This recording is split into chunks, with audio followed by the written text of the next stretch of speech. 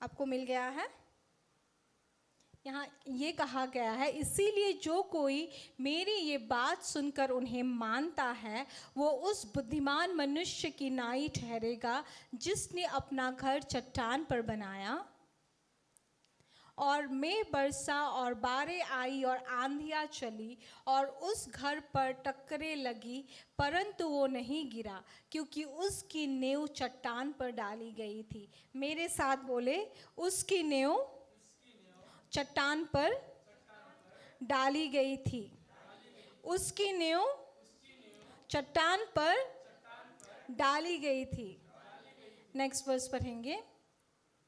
परंतु जो कोई मेरी ये बातें सुनता है और उन पर नहीं चलता वो उस निर्बुद्धि मनुष्य की नाई ठहरेगा जिसने अपना घर बालू पर बनाया। और मेघ बरसा और बारें आई और आंधियाँ चली और उस घर पर टक्करें लगी और वो गिरकर सत्यानाश हो गया। मेरे साथ बोलिए, वो गिरकर सत्यानाश हो गया। वो गिरकर सत्यानाश हो गया। अभी इसी एक बात पैराबल को फिर से हम लूका की किताब में देखते हैं। लूका 6 अध्याय का चैप्टर 6 वर्स 47 से हम 49 तक देखेंगे। जो कोई मेरे पास आता है वो मेरी बातें सुनकर उन्हें मानता है। मैं तुम्हें बताता हूँ कि वो किसके समान है। वो उस मनुष्य के समान है जिसने घर बनाते समय भूमि गहरी खोद कर चट्टान की नींव डाली। कैसे खोद कर? गहरी खोद कर। ओके, यहाँ हमें दिखा गया है कि ही डिग्ड डीप, उसने गहरी भूमि को खोदा, चट्टान की नींव डाली और जब बाढ़ आई तो धारा उस पर लगी परंतु उसे हिला ना सकी क्योंकि वो पक्का बना था। Next verse. परंतु जो सुनकर नहीं मानता वो उस मनुष्य के समान जिसने मिट्टी पर बिना नींव का घर बनाया। जब उस पर धारा आई वो तुरंत गिर पड़ा और गिरकर सत्यानाश हो गया। हम यहाँ देखते हैं कि 2 लोग जो है वो घर को बनाते हैं। आप ये माने या ना माने, हम सभी किसी न किसी चीज़ को बना रहे हैं। All of us we are into the business of building something. हम कुछ ना कुछ चीज़ जो है हमारे दिन में, हमारे लाइफ में जो है हर दिन हम उसकी निर्माण कर रहे हैं। ये हो सकता है कि आप अपने चरित्र का निर्माण कर रहे हो, शायद आप अपने विश्वास को निर्माण कर रहे हो, शायद आप अपने परिवार को निर्माण कर रहे हो, शायद आप अपने करियर को, अपने भविष्य का निर्माण कर रहे हो। ऐसा हो सकता है कि आप अपने परिवार या अपने मैरिज का निर्माण कर रहे हो। We all are building something. Some of us we are building our faith, some of us we are building our character, some of us we are building our families, our marriages, our career, our future, but all of us are in the business of building something or another. ऐसा हो सकता है, आप बोल सकते हो कि मैं तो कुछ नहीं कर रहा हूँ, मैं तो बस ऐसे ही अभी पढ़ रहा हूँ या पढ़ रही हूँ। पर जब आप पढ़ भी रहे हो, आप पढ़ भी रही हो, आप फिर भी आप क्या कर रहे हो? कुछ ना कुछ चीज़ों को अपने जीवन में निर्माण कर रहे हो। और हम ये देखते हैं कि उसी प्रकार से यीशु मसीह जो है, ये दृष्टांत यहाँ कहते हैं, वो 2 लोगों के बारे में कहते हैं। यहाँ 2 लोग हैं जो अपने घर का निर्माण कर रहे हैं। एक जो है वो अपना घर किस पर बनाता है? वो चट्टान पर अपना घर बनाता है। और दूसरा व्यक्ति जो है वो किस पर अपना घर बना रहा है? वो बालू पर अपना घर बना रहा है। तो एक व्यक्ति जो चट्टान पर, हम देखेंगे तो यहाँ 2 घर आपको दिखाई देगा। 2 घर जो है वो देखने में एक ही समान है। अगर बाहर से आप देखोगे तो उसमें कोई भी डिफरेंस वहाँ नहीं है। बाहर से अगर आप देखोगे तो 2 घर जो है आपको वहाँ 2 घर दिखाई देगा। उसका जो मटेरियल्स है, क्योंकि यहाँ बाइबल जो है वो बहुत स्पेसिफिक है। अगर यहाँ कहा गया कि इसमें ये मटेरियल यूज़ की गई है तो शायद हम जानते कि दोनों का अलग अलग जो है वहाँ सामान उन्होंने इस्तेमाल किया था, पर यहाँ सामान के बारे में नहीं कहा गया है। तो इसका मतलब ये है कि दोनों एक ही प्रकार के सामान को इस्तेमाल करके वो अपने घर का निर्माण कर रहे हैं। यहाँ दो घर जो है वो एक ही तरह के हैं, दिखने में बाहर से एक ही तरह के दिखते हैं। वो जिस क्लाइमेट में बनाया गया था, वो जिस जगह पे बनाया गया था, वो क्लाइमेट भी वैसा ही था, वो क्लाइमेट भी वैसा ही था। तो बाहर से आप देखोगे तो सब कुछ एक जैसा है। हम देखते हैं बाइबल में कहा गया है, पौलुस कहता है कि मैं किसी और के बनाए हुए चीज़ों में मैं अपने फाउंडेशन को नहीं डाल रहा हूँ। और फिर वहाँ वो इस बात को इस्तेमाल करता है कि कोई जो है वो क्ले स्ट्रॉ से, जो खेर होता है ना, हम हमारे असम साइड में हम तोको पत्ता होता है उससे बनाते हैं, खेर से घर बनाते हैं, बांस से, बम्बू से बनाते हैं। तो वो कहता है कि ये चीज़ें इस्तेमाल करके कोई अपने घर को बनाता है और कोई अपने घर को सोने, चांदी और बहुमूल्य रत्न से बनाता है। तो हम देखते हैं कि बाइबल में यहाँ सामान के बारे में कहा गया है, पर इस एक जगह में जो है यहाँ यीशु जो है वो चीज़ के किस सामान से, किस मटेरियल से इसको बनाया गया है उसको नहीं कहता है। तो देखने में एक समान है, चीज़ें भी एक तरह की वो इस्तेमाल कर रहे हैं, पर क्या होता है उसमें एक ही तरह का समस्या भी आता है। वहाँ क्या आता है, एक दिन वहाँ बहुत बड़ी तूफान आती है और तूफान के हवा आते हैं। मुझे नहीं पता, बैंगलोर में मैंने वैसा तूफान आज तक नहीं देखा है जो हमारे नॉर्थ ईस्ट साइड में होता है। आपको याद है हमारे वहाँ जब तूफान आती है तो क्या होता है, घर को उड़ा ले जाते हैं, छत को उड़ा ले जाते हैं, गाज जो है यहाँ वहाँ गिरते हैं, घर गिर जाते हैं, रास्ते ब्लॉक हो जाते हैं, लैंडस्लाइड्स हो जाती है। तो यहाँ तो मैंने वैसा तूफान नहीं देखा है। हमारे वहाँ असामीज में हम बोर्डो सोला बोलते हैं, तो वो इस प्रकार के घूर के आता है। कितने लोगों ने देखा है, घूरनी पोता बोलते हैं, घूर के आके सब कुछ उड़ा के ले जाता है, ऐसा हवा आता है। तो उस प्रकार का जो हवा है, एक तेज हवा वहाँ आता है, उसके साथ बहुत ज़्यादा बारिश गिरने लगती है, बहुत ज़्यादा बारिश गिरने लगती है। तो दोनों घर के ऊपर सेम प्रकार का बारिश आता है, सेम प्रकार का क्या होता है, वहाँ तूफान भी चलता है।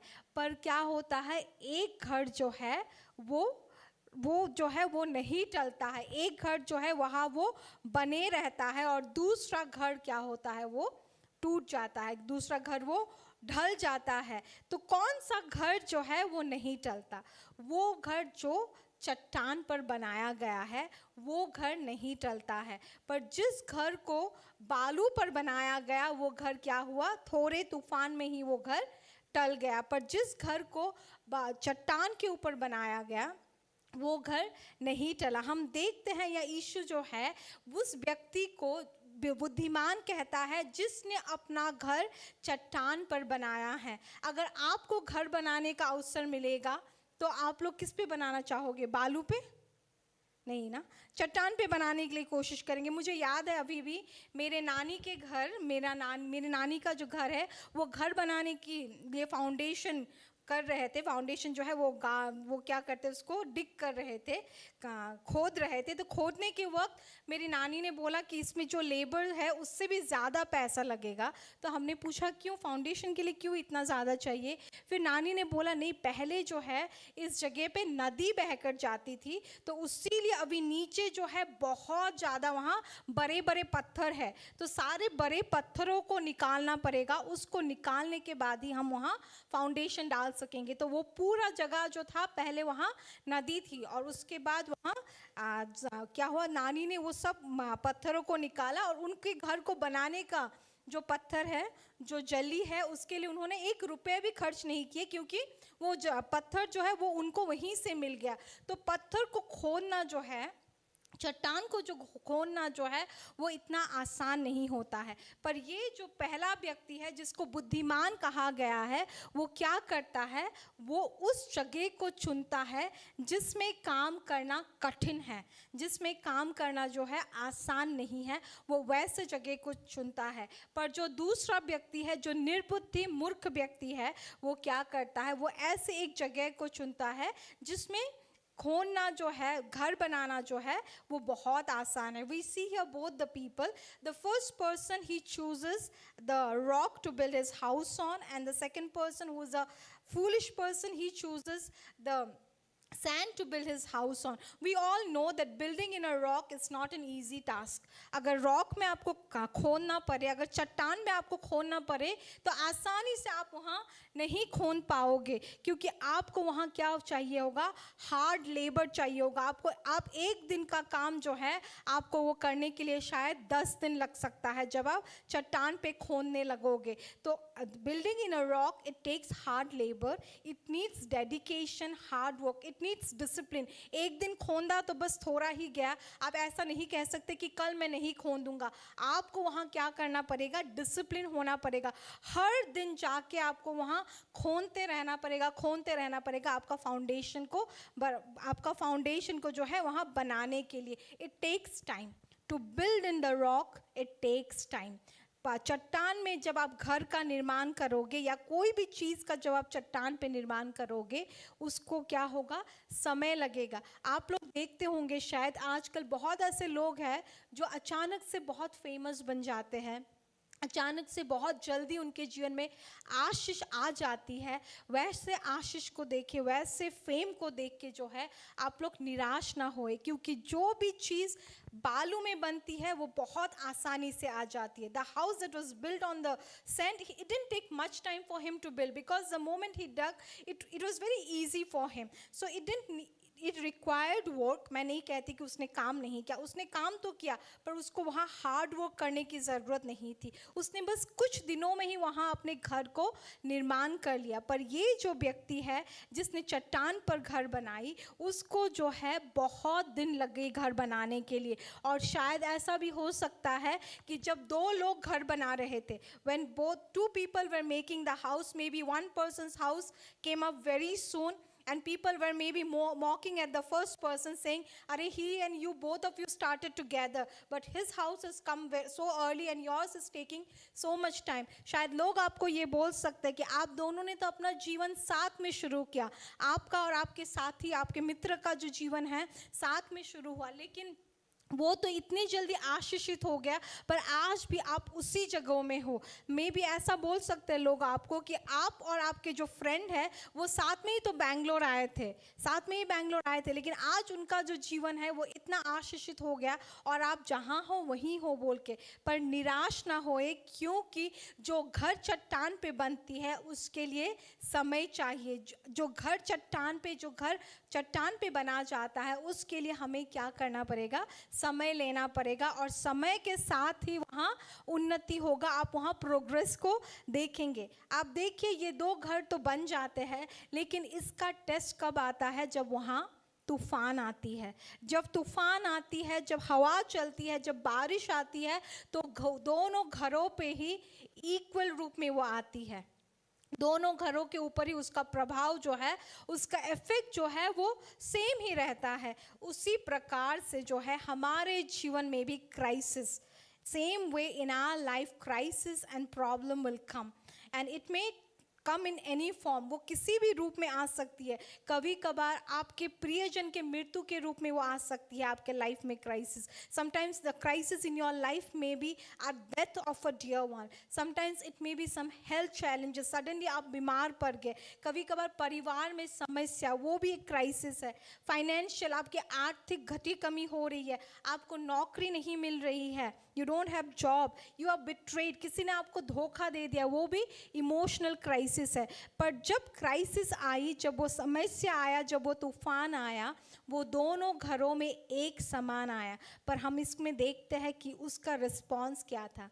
जो घर बालू में बनी थी वो घर टूट गया, वो घर बिखर गया. पर जो घर चट्टान पे बनी थी वो घर स्थिर रहा, वो घर वहाँ बने रहा. आज आपके जीवन में कोई भी परेशानी जब आए, आप किस प्रकार से उसको रिएक्ट करते हो, आप किस प्रकार से अपने परेशानी में जो है रिएक्शन देते हो. देखिए समस्या जो है वो सभी के जीवन में आएगी.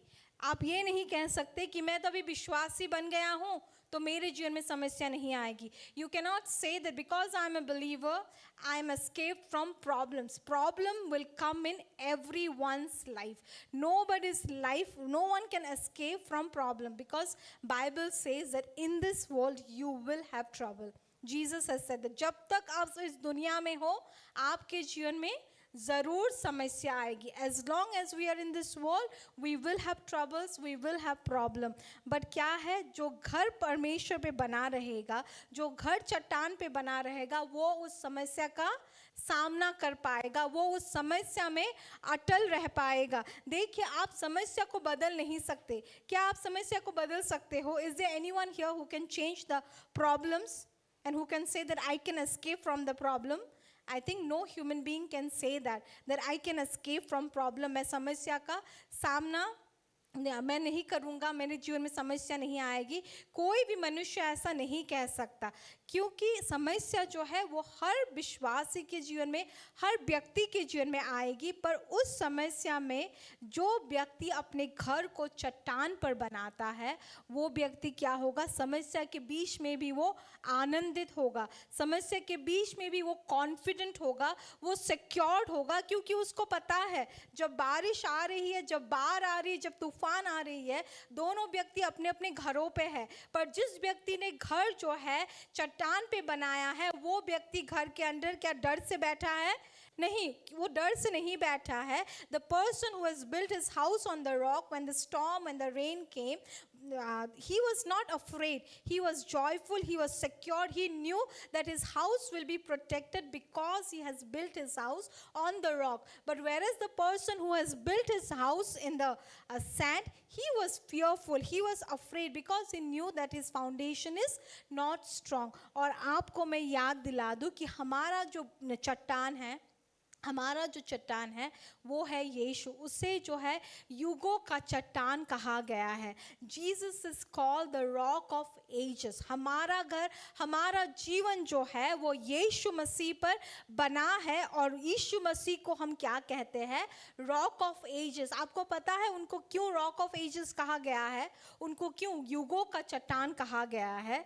इसीलिए नहीं कि वो बहुत पुराना एक चट्टान है, इसीलिए नहीं, पर इसीलिए उनको रॉक ऑफ ages कहा गया है because many ages has passed before him, many ages will come before him, but then he will not change. The ages will change, the time will change, but our Jesus will remain the same. हमारा जो परमेश्वर है वो एक समान रहेगा. जो आपके जो परिस्थिति है, जो समस्या है, जो युग है, सब बदल सकते हैं, पर हमारा परमेश्वर जो है वो कभी नहीं बदलेगा. और उसीलिए उनको युगों का चट्टान कहा गया है. और आज आपका और मेरा जीवन जो है, हमें यीशु मसीह के ऊपर बनाना है, उस युगों के चट्टान के ऊपर बनाना है. मैं आपको उत्साह करना चाहती हूँ कि आप उस मूर्ख व्यक्ति की तरह ना बने जिसने अपने जीवन को क्या किया, बालू के ऊपर अपने जीवन को बनाया. मैं अब आपको जो अपना जीवन बोल रही हूँ, इसका मतलब ये नहीं है कि मैं आपको लिटरल घर बोल रही हूँ. मैं आपको ये बोल रही हूँ कि आपके जीवन का जो, आपका जो जीवन है, हर दिन का जो निर्णय है, हर दिन का जो डिसीजन है, उसको आप यीशु मसीह के ऊपर बनाए. आप जो है अपने जीवन को यीशु मसीह के ऊपर बनाए और उन चीज़ों के ऊपर ना बनाए जो टेम्पररी है. आजकल बहुत ऐसे लोग हैं जो क्या करते हैं, अपने सिक्योरिटी को, अपने जीवन को किसके ऊपर बनाते हैं? पैसों के ऊपर बनाते हैं. वो सोचते हैं कि ओ मेरे पास तो इतना पैसा है तो मेरा भविष्य सेटल है, मेरे पास तो, मेरे मम्मी पापा के पास इतना पैसा है तो मेरा भविष्य सेटल है, मेरे पास इतने ज़मीन है, 2-3 जगहों पे ज़मीन है, मेरा जीवन सेटल है. उस पर आप अपने जीवन को ना बनाए. कोई सोचते हैं ये कि मैंने तो इतना पढ़ लिख लिया है, मैंने ग्रेजुएशन कर लिया, मैंने पीएचडी पा लिया है, मुझे अच्छा एजुकेशन मिल गया है, तो मेरा जीवन जो है इसके आधार पर अब चलेगा. नहीं, अपने जीवन जो है इन सब चीज़ों के ऊपर ना डालें. आपको पता है अभी ये जो चल रहा है अभी हमारे कंट्री में, पूरे देश में, ऐसा क्राइसिस जो है ये बहुत सालों के बाद फिर से आया है. आप अगर देखोगे तो सभी चीज़ों का जो प्राइस है, उस दिन मैंने सब्ज़ी ऑर्डर की थी, मैं शॉक्ड हो गई कि बस थोड़े सब्ज़ी के लिए मुझे 600 सम चेंज रुपीज़ पे करना पड़ा. तो कभी कभार जब सब्ज़ी थोड़े बिगड़ जाते हैं, सड़ जाते हैं, कुछ टाइम हम जब घर पे नहीं होते तो सब्जी सड़ जाती है तो हमें फेंकना पड़ता है, डस्टबिन में फेंकना पड़ता है। तो इस बार जब मैंने वो सब्जी जब मैं लेके आई, मैं इतनी माइंडफुल हूँ कि नहीं, ये सब्जी जो है डस्टबिन में नहीं जानी है, जैसे होने से भी मुझे इसको पका के खाना पड़ेगा, क्योंकि इतना ज़्यादा महंगाई हो रहा है। आपको, मुझे पता नहीं आप लोग ये महसूस कर पा रहे हो या नहीं, पर महंगाई जो है बढ़ गई है, सभी चीज़ों का कीमत जो है बढ़ गई है। तो ऐसे में आप चाहे जितने करोड़ भी सेव करके क्यों ना रखो, आपको लगता है वो पैसे आपको सस्टेन कर पाएगी? नहीं, क्योंकि महंगाई भी वैसी बढ़ रही है। अभी अनएम्प्लॉयमेंट जो है वो इतना ज़्यादा है। पढ़े लिखे, आपको क्यों लगता है दिल्ली में जो जंतर मंतर है वहाँ बच्चे अभी भूख हड़ताल कर रहे हैं? जंतर मंतर में बच्चे क्या कर रहे हैं? भूख हड़ताल कर रहे हैं। क्यों? क्योंकि उनके पास जॉब नहीं है, क्योंकि वो पढ़ तो रहे हैं पर उनको अपने पढ़ाई के हिसाब में जॉब नहीं। और वहाँ जो बच्चे हैं, they are not just some graduates and all, they are all IITians। आप उनसे आप जब उनके इंटरव्यूज देखोगे तो आप देखोगे कि वो IIM पास है, IITians है, सब अच्छे अच्छे पढ़ के बेचारे लोगों को जॉब नहीं मिल रहा है। तो अपना जो जीवन है इस टेम्पररी चीज़ों पे मत रखिए। अपने जीवन को, अपने विश्वास को जो है, don't build on this temporary things. आपका एजुकेशन, आपका वेल्थ, आपका जॉब, सब कुछ जो है ये सारी चीज़ें टेम्पररी है। उस बालू के समान, जो वो बालू था वैसे ये चीज़ें टेम्पररी है। बट अपना जीवन जो है वो कभी ना बदलने वाला, वो युगों से युगों तक, द रॉक ऑफ एजेस, उसमें अपने जीवन को आप निर्माण करें। क्योंकि जब आप उसके ऊपर अपने जीवन को निर्माण करोगे तो ये मायने नहीं रखता कितना बड़ा तूफान आएगा, शायद पूरा इकोनॉमी जो है हमारा फिर से तहस नहस हो सकता है। जो एक बहुत बड़ा ग्रेट डिप्रेशन करके आया था, तो वो ग्रेट डिप्रेशन में शायद जैसा आया था, लोग बोल रहे कि उससे ज़्यादा अभी डिप्रेशन हो सकता है इकोनॉमी में, बोल के लोग बोल रहे हैं। तो शायद वैसा आ सकता है। लेकिन जब आप अपने जीवन को यीशु के ऊपर बना के रखोगे तो ये मायने नहीं रखता कितनी बड़ी डिप्रेशन आ जाए, क्योंकि बाइबल ये कहती है कि जो लोग यीशु का डर भय मानते हैं, जवान सिंह के बच्चों को चीज़ों की घटी कमी हो सकती है, पर जो लोग परमेश्वर का भय मानते हैं उनको कोई भी अच्छी चीज़ की कमी नहीं होगी। आमेन। Bible says that the young lion may go hungry, but those who fear the Lord, they will not lack any good thing. तो इसीलिए ये मायने नहीं रखता कि कैसा समस्या आ रहा है, कैसा परिस्थिति आ रहा है, पर जब आप अपने घर को, अपने जीवन को जो है यीशु के ऊपर बनाओगे, तब आपका घर क्या होगा? वो कभी नहीं टलेगा। आपका जीवन जो है वो उस परेशानी में से, ऐसा नहीं कि वो परेशानी नहीं आएगी, मुझे गलत मत समझे, मैं नहीं बोल रही कि आपके जीवन में परेशानी नहीं आएगी। आपके जीवन में परेशानी ज़रूर आएगी। आई एम सॉरी टू से, but your life will have troubles and problems, but in that problem, in the all the troubles, what will happen is Jesus will be with you, because you have built your life on him. Your life will get through. आप उस समस्या में से होकर जाओगे। तो इसीलिए आप लोग उस बुद्धिमान व्यक्ति की तरह बने जो अपने जीवन को परमेश्वर के ऊपर, यीशु के ऊपर बनाता है। देखिए क्या होता है हमारे जीवन में, आपका और मेरा जो लूक 6:47 को एक बार हम पढ़ेंगे। 48. He is like a man which built an house and digged deep. मुझे ये जो है बहुत अच्छा लगा। In Luke they have said this in a very nice way कि he digged his house deep. He digged his foundation deep. उसका जो foundation था वो बहुत गहरा था। ये बुद्धिमान जो व्यक्ति है उसने बहुत गहरा foundation को dig किया। आप कैसे गहरे foundation को dig कर सकते हो? परमेश्वर के वचन को सुनकर और उनके वचन के अनुसार चलकर आप क्या कर सकते हो?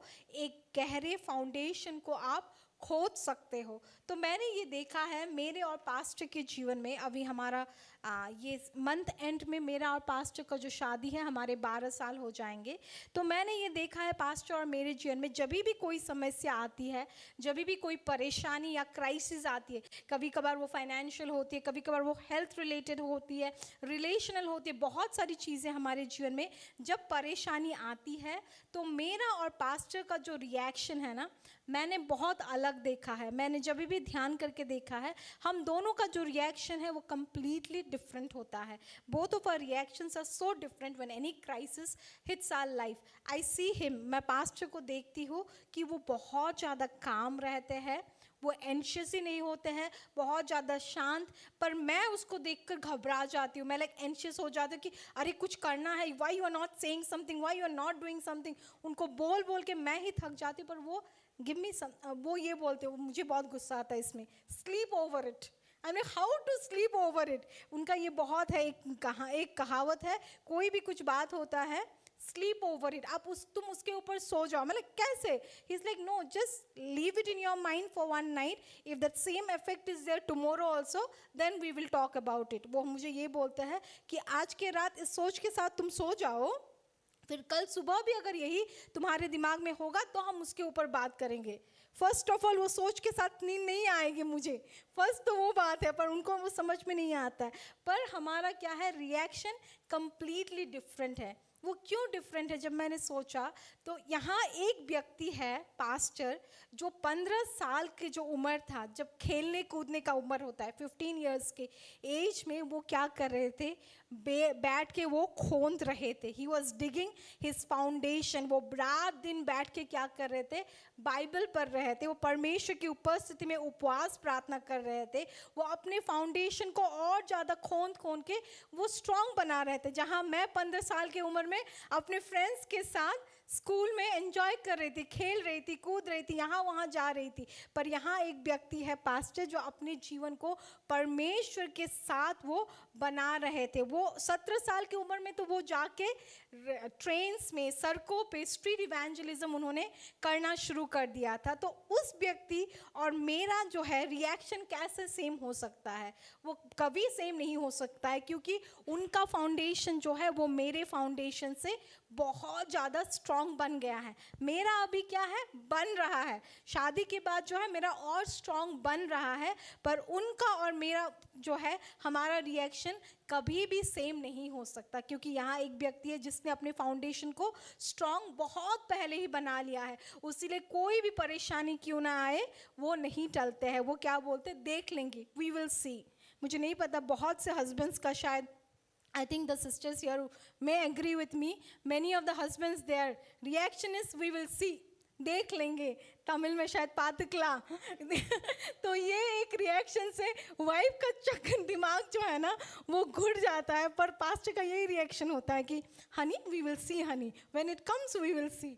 तो बट उनके अंदर ये कॉन्फिडेंस आई कहाँ से, उनके अंदर ये सिक्योरिटी आई कहाँ से? क्योंकि उन्होंने अपना बुनियाद जो है परमेश्वर के अंदर बहुत ज़्यादा स्ट्रॉन्ग बनाया. उन्होंने बहुत गहरे में जाके उन्होंने अपना डीप एक फाउंडेशन बनाया है. और वही फाउंडेशन जब हमारे जीवन में होगा तो ये मायने नहीं है कि कितना बड़ा समस्या आएगा, हम बोलेंगे देख लेंगे, चलो आने दो, देख लेंगे बोल के बोलेंगे. और मैं आपको प्रैक्टिकल कुछ बातें बोलना चाहती हूँ, और उसके साथ हम समाप्त करेंगे कि कैसे हम हमारे घर को, हमारे जीवन को जो है चट्टान के ऊपर बना सकते हैं. बस आप अगर ऐसे ही चर्च में आओगे, संडे सर्विस था, आए, वचन बोला, सुना, थोड़ी देर के लिए अच्छा लगा, फिर जाके जैसा जीवन था वैसा ही जिया, अगर ऐसे करोगे तो आपका जीवन कभी भी जो है चट्टान पर नहीं बन पाएगा. आपको क्या करना पड़ेगा, you have to take away something. जब भी हम चर्च में आते हैं, ऑन द वे जब मैं वापस जाती हूँ, मैं हमेशा कार में पास्टर के साथ ये बात करती हूँ कि अभी today my take away was this, कि आज मैं इस बात को लेकर घर पे जा रही हूँ, इस बात को, इस एक वचन को पकड़ के जो है अपने लाइफ में ये होल वीक इम्प्लीमेंट करने के लिए मैं इस वचन को लेकर जा रही हूँ बोल के मैं हमेशा रास्ते में पास्टर को, जब हम ड्राइव करके जा रहे हैं, मैं उनको वो बोलती हूँ. तो बस कलीसिया में आके सुन के जाना नहीं है, पर उस वचन को सुन के उसको ओबे करने से आप क्या करेंगे, आप एक चट्टान पे अपना घर को बना सकते हैं. फिर आप जो भी निर्णय लेते हैं, every decision that you make, छोटी निर्णय हो, बड़ी निर्णय हो, इन एवरी डिसीजन इन्वॉल्व गॉड. आप देखिए कि परमेश्वर का वचन उसमें क्या कह रहा है, वो वचन के आधारित आपका निर्णय है या नहीं है. शायद बहुत बड़ी डिसीजन हो सकती है, जैसे किसी ने आपको हर्ट कर दिया, उनको आपको कुछ बोलना है, वो बोलना भी वचन क्या बोलता है उसके आधार पे, या कुछ चीज़ों को खरीदना है। अभी recently I am somebody who love sale. कितने लोगों को यहाँ सेल पसंद है, डिस्काउंट? तो मेरा शॉपिंग जो है सेल में ही होता है, तो मैं जब भी शॉपिंग करती हूँ हमेशा सेल में ही करती हूँ। तो अभी जो है सब जगहों से सेल सेल सेल का मैसेज आ रहा है। तो मैंने पास्टर को रिसेंटली बोला था कि अभी this place is calling me, like इस जगहों से मैसेज आ रहा है, लाइफस्टाइल से मैसेज है, शॉपर स्टॉप से मैसेज है, व्हाट डू आई डू? तो पास्टर मुझे बोल रहे, don't respond to earthly callings. It seems pastor मुझे बोल रहे कि इन सब कॉलिंग के लिए रिस्पॉन्ड मत करो बोल के। बट जब सेल होता है तो अभी मैं इतनी टेम्प्टेड हूँ कि नहीं, इस चीज़ को अगर मैं अभी ख़रीद लूँगी तो दिसंबर के टाइम पे इसको पहन पाऊँगी ना, पर अभी मेरा बजट बोल रहा है कि नहीं, अभी तुमको कुछ नहीं खरीदना है। Then I went to the Nykaa का भी सेल चल रहा है, तो मुझे चाहिए वो चीज़। आई वेंट टू नायका, मैं प्रैक्टिकल आपको बोल रही हूँ, नायका में गई, देखा, oh my goodness 500 rupees offer है, पर अभी चाहिए क्या? नहीं। फिर I literally prayed like, God should I buy or no? If you don't want me to buy, let it be out of stock.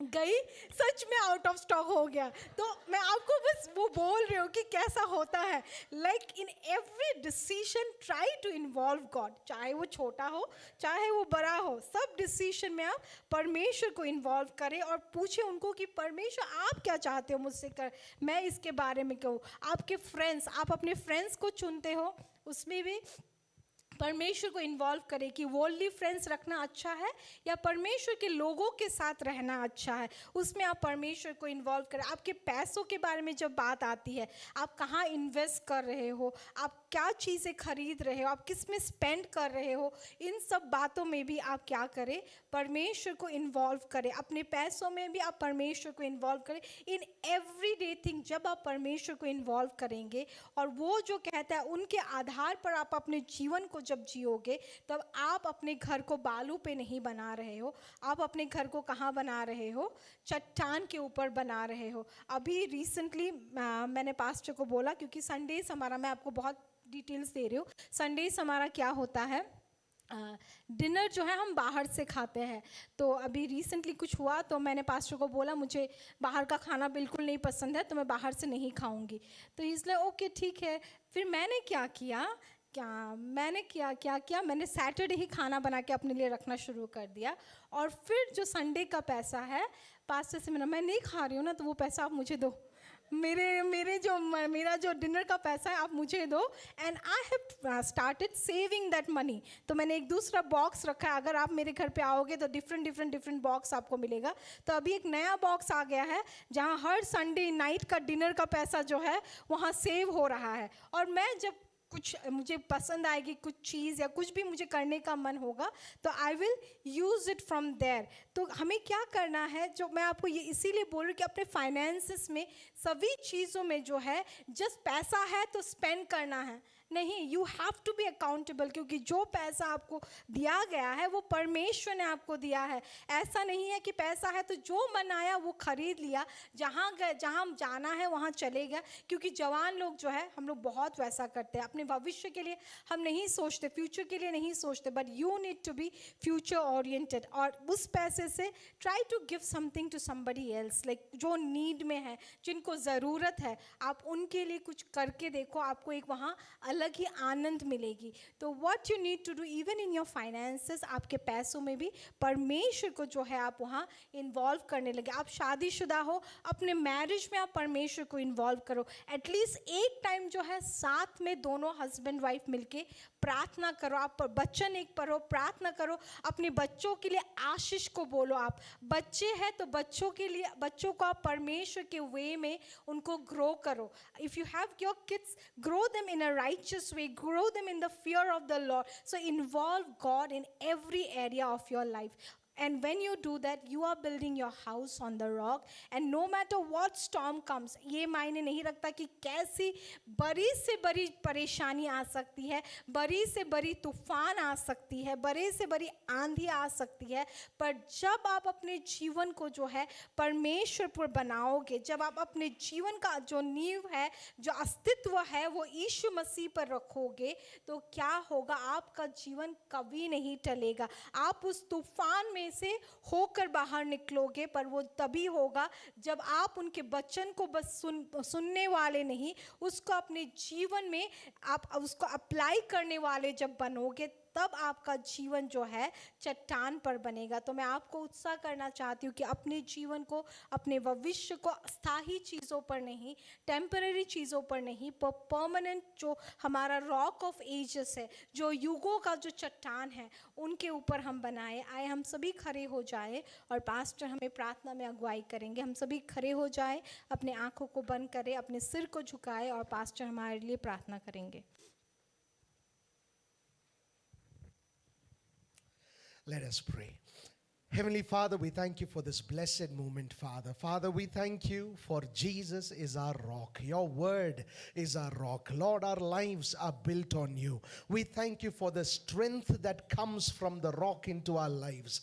For your word declares that the storm and the streams beat vehemently against the house, but it could not shake the house. And I pray in Jesus' name, no matter how vehement and how powerful the floods and the storms and the winds are, Lord, I pray that it will not be able to shake your people, because they draw their strength from you and from your word. I thank you for each life here will be a wise life. I pray that every spiritual foolishness be taken away. Fill us with your wisdom, Lord. Fill us with that heavenly wisdom. Fill us with that wisdom that will enable your people to build their eternity on Jesus the rock. We thank you, Father, for such grace. And I pray, Father, that your people will always come out victoriously. No matter what they do, that they will always come out victoriously, because they are founded upon the rock. And Lord, I pray that you will give them the strength to dig into the rock. Give them the strength to build their foundations upon the rock. I pray for special grace, that each person here will be able to spend time with you every day, to spend time reading the word, to spend time speaking in tongues, to spend time praying for themselves and their future and the purposes which you've set in each one of our lives, Lord. I pray that each one here will build their life in obedience to you, and as a result of it, their life will stand through eternity. We thank you, Father, for such grace. I thank you for success and victory that you're giving to each person. We give you all the glory, honor, and praise. In Jesus' precious name we pray.